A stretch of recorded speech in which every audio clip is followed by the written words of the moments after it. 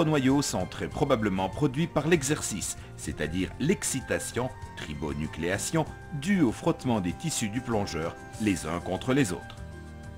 Les microbules ne provoquent pas de symptômes perceptibles, mais elles sont néanmoins présentes et ne peuvent être détectées qu'au moyen d'instruments de laboratoire perfectionnés. Elles peuvent être présentes dans les tissus et dans le sang. Ces microbules, présentes dans les tissus et le sang, peuvent créer des complications pathologiques après la plongée. Le phénomène est plus évident dans certains cas. Plonger sur plusieurs jours, c'est-à-dire plonger plusieurs jours de suite sans arrêt, comme cela se passe pendant un safari plongé, quand les personnes s'immergent chaque jour sur une courte période pour profiter au maximum de l'endroit et du moment. Plongée successive, c'est-à-dire plusieurs plongées sur une période de 24 heures, comme c'est le cas pour les moniteurs ou les responsables de palanque. Plongée à profil inversé, quand la seconde plongée de la journée s'effectue à une profondeur plus grande que la première.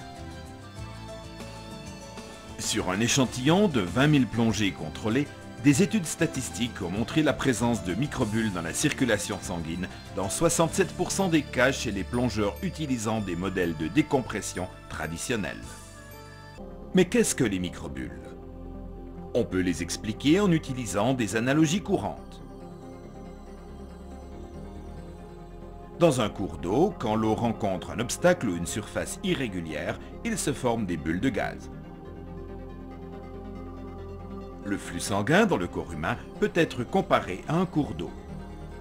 La paroi des vaisseaux sanguins et les surfaces des tissus possèdent des zones irrégulières et des recoins sinueux où peuvent se former des micronoyaux gazeux, en quelque sorte un noyau qui peut donner naissance à une microbule. Les microbules ont alors tendance à s'agglomérer pour former une bulle plus grosse, qui grossit encore, d'abord en absorbant le gaz déjà dissous dans le sang et les tissus, puis par dilatation, selon la loi de Mariotte, lors de la remontée. La bulle, grossissant encore, peut atteindre un stade où elle obstrue un vaisseau sanguin.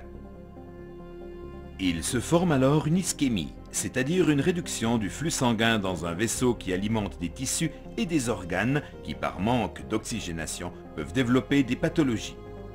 Ou bien, les bulles peuvent grossir directement dans des zones tissulaires et appuyer sur les nerfs quand elles augmentent de volume. La déformation provoquée par la pression mécanique sur le nerf se traduit par des douleurs et des lésions. Dans les deux cas, le problème peut devenir très grave, avec apparition de symptômes de maladie de décompression.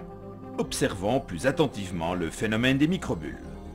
Rappelez-vous que la tension d'un tissu est définie comme la pression d'un gaz dans un tissu et que le gradient de pression est la différence entre deux pressions, pour pic.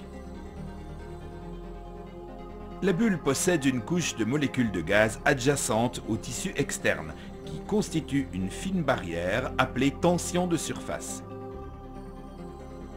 C'est le phénomène physique qui permet aux moustiques de marcher sur l'eau, sans couler, ou à une aiguille de flotter à la surface d'un liquide. La tension de surface est une sorte de filet élastique, une membrane qui délimite la frontière entre la zone gazeuse et le liquide. La résistance de cette membrane fait que la pression dans la bulle est supérieure à la pression ambiante. Si la pression du gaz dans la bulle est supérieure à la tension du tissu, les molécules de gaz vont se déplacer de la bulle vers le tissu, diminuant ainsi la taille de la bulle. Dans le cas contraire, la bulle continuera à grossir.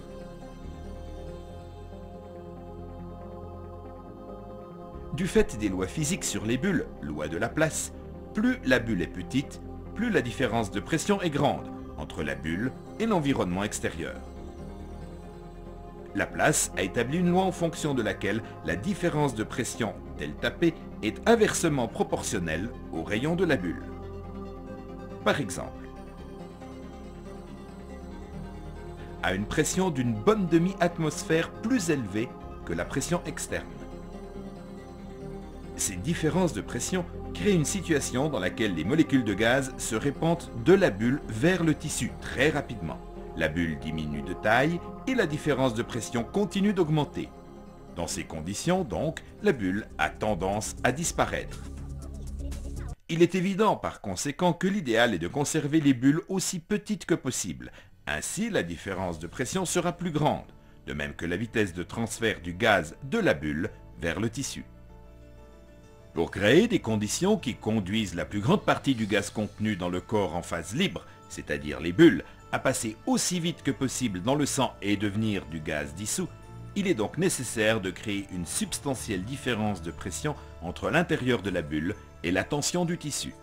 Par conséquent, la remontée doit être optimisée de façon à ce que les bulles ne deviennent pas trop grosses.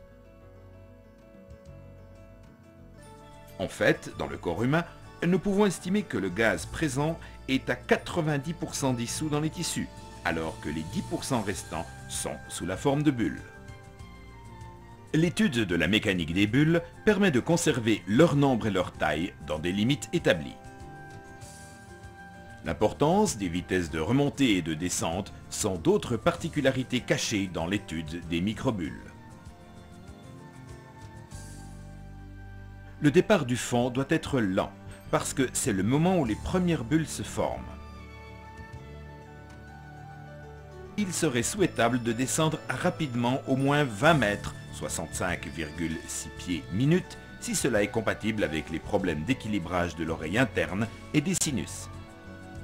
Ce comportement permet aux bulles qui sont déjà présentes dans notre corps, de toute façon, de subir une réduction de volume rapide, un phénomène connu sous le nom de crashing, écrasement.